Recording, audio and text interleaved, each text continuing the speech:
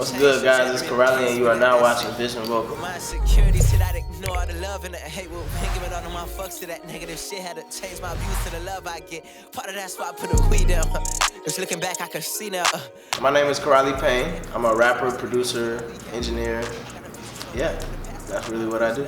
Right, but my ex body why I lack trust, feeling I got a hex on my mind. I grew up in Bowling Green. So I grew up in a suburb like 35 minutes out the expressway from Chicago. There was actually a lot of rappers out there, but obviously, there were certain rappers that stood out, like me and Marcus No Good, and even my homie Austen. The thing about being a rapper who was kind of like raised in the suburbs, you really had to be extremely raw, because people in the city, they have no respect for you at all. Like, they'll just be like, oh, you from the suburbs, blah, blah. And like, that's cool, I'm from the suburbs, but I'll rap 98% of these niggas that you bring to me who are from Chicago. And I think a lot of people in Chicago know that now, and they know how I'm coming, so they respect me now. But yeah, it was, it's odd being a rapper who came from the suburbs. Because Juice WRLD got that treatment too. He was in the South Suburbs. And like, I know people on Twitter like, he's not from Chicago, bro. It's like, bro, shut up. That's why I put a weed down. Just looking back, I can see now. My homie Illa, the illustrator, that's literally like my blood brother. Like, we grew up together. I used to drive him home from school every day. 'Cause me and him used to work like hand in hand. He used to produce like so much of my stuff. My homie Left Ear, he's a producer. And then I had a lot of rap homies that I worked with that y'all, I guarantee y'all don't know who they are. I'm the reason I don't know what to say though. Scared to connect. I wrote my first verse when I was 7. I started making beats when I was like 10. And I started recording on a rock band like when I was like 11 or 12. I mean, I guess you could say my first love was for rapping because I was like 7. Like, I didn't really know about production and whatnot. But as soon as I got into beats, I love beats just as much as I love rapping. So. What I pray for, that nigga won't go. It was called Haters, and I made it with my cousin Lil T. It was actually the first actual beat I ever made. I was in 7th grade. It was ass. And I remember playing the beat for like my homies outside, and they were like, yeah, bro, this beat not it. I remember I got my feelings hurt. I didn't like cry, but I had tears in my eyes. I was sad as hell. There was nothing anybody could ever tell me. Like, I always had just crazy confidence when it came. Like, I feel like that confidence is what manifested me actually becoming as good as I became. You know what I'm saying? Even when I was ass, I thought I was raw as hell. And now I actually am good. And it's like I still have that confidence that I had when I was ass. So it's like, And bitch, I might be the flyest. 7th grade, as soon as I started rapping, I was taking it serious. I was trying to get on when I was 12, So as soon as I picked up the microphone, I was serious. My family always supported me. They still support me like wholeheartedly. So I can't complain. People complain about not getting support from certain family members, or certain family members I don't get the support, but like my immediate family, they support me because one, they know that I'm actually like talented at what I do, and I'm actually passionate about it. When they see that, I think oftentimes, people will get behind it. So, yeah, I have good support. My parents support me heavy. That's a blessing. Can agree, I have fell in love with the streets. Ay. Basically, it all started with July Part 2, which I was making that beat. I was trying to make a trap beat to sell, like July 2nd. My birthday is July 8th. So I was trying to make a trap beat to sell like July 2nd. And the beat was so hard. I was like, bro, I'm not selling this, I'm rapping on this. I'm like, I should try and drop this on my birthday. So the beat was a complete accident. Like, I was just doing random stuff, and it just ended up being hot as hell. And like, I ended up finishing it and doing a little video, and I dropped it within 6 days on my birthday. And then that song was just such a hit. Like, people loved that song. That song literally carried me through last year because I didn't release much music, and that song just carried me through. And I loved it too. So I was like, you know what, I'm gonna make a song that's kind of like based off the sound of this. So then I made my beat. Like, I made that beat in like October.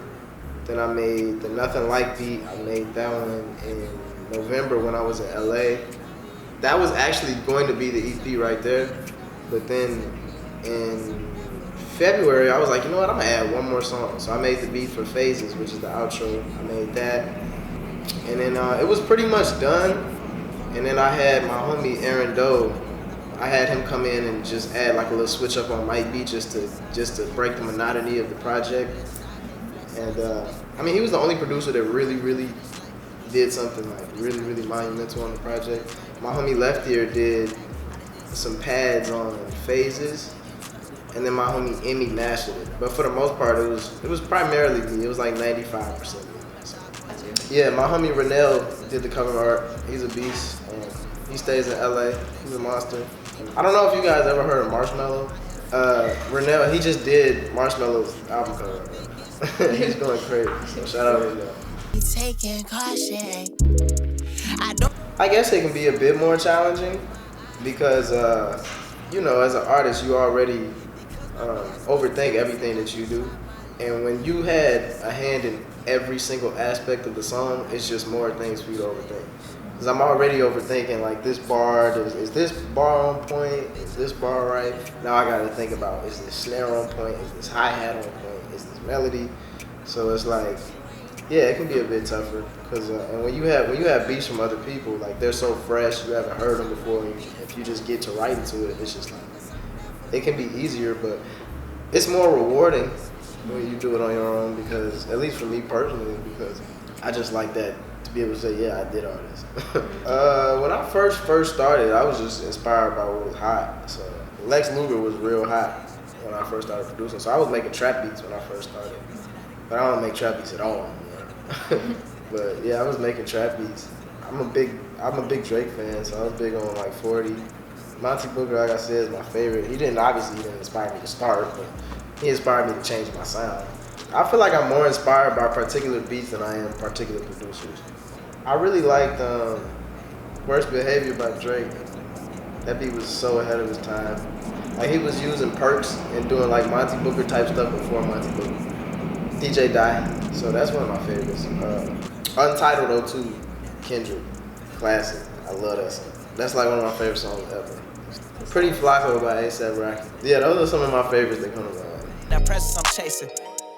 These are the days that we. I just worked with my boy KO on that, and we just linked up and was just like, hey, let's just do some little shit that looks good and see how it works, and that's what we did. And, you know, I liked how it turned out, so we just decided to run with it. But I have like an official video dropping in like 2 weeks. They don't know that yet. Yeah, I'm gonna drop hella videos over the course of the next few months. So. I don't have any shows planned. I just, you know, everything just opened back up, so I've done a lot, but I would say the one that felt the best, the Outernet show. And we had like our first Outernet show right before the pandemic. So it was like the last cracking show before the pandemic. It was March 2nd last year. It was at Shuba's. And it was just crazy because everybody was there for us, and like the people knew my lyrics. It was just, I am incredible at remembering lyrics. Like, thank you so much. Even songs that aren't mine, like I have a knack for just remembering lyrics. So I just got cocky. Like, I just stopped even listening to my songs anymore. Like, before I performed, one time I forgot my lyrics. And that was a very humbling experience. It was crazy. I was like, this never ever happened. Now, before I perform, I'll just listen to every song one time. So that's really all I need.